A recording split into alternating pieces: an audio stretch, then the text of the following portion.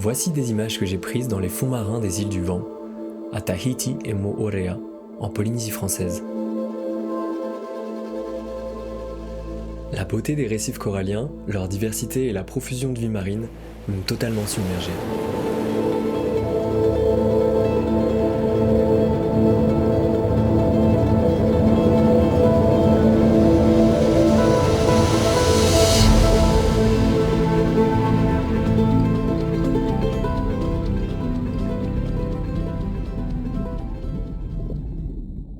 Pendant quelques mois, j'ai documenté caméra au point le refit d'un bateau de Sea Shepherd en Nouvelle-Zélande.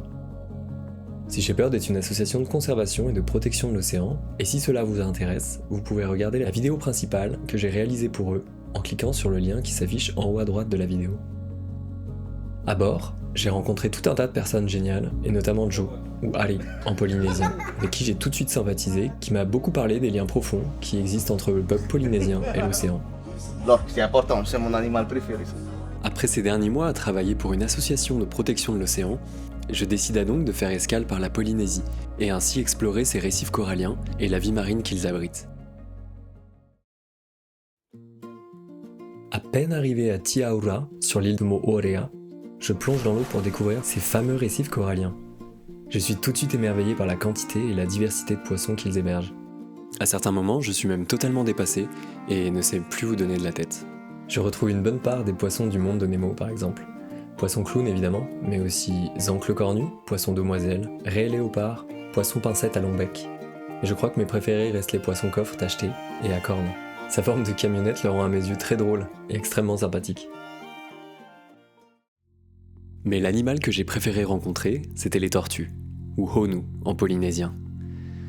Dans la mythologie polynésienne, cet animal totem, ou taura, représente la sagesse et la longévité. Comme elle vit dans l'océan mais pond sur le sol, c'est l'animal qui voyage entre le monde du vivant, Te Ao, et le monde des esprits, Te Po. J'ai pu observer les honu de longues heures durant, émerveillé par leur sérénité alors qu'elles siestaient au fond, et par leur économie de mouvement pour remonter et respirer. Les tortues ont survécu à 2 extinctions de masse en 200 millions d'années. Pourtant, la tortue verte est classée en danger d'extinction sur la liste rouge de l'UICN, menacée par la pollution de l'océan et par le braconnage pour sa chair. Les récifs coralliens sont un véritable refuge pour la vie marine.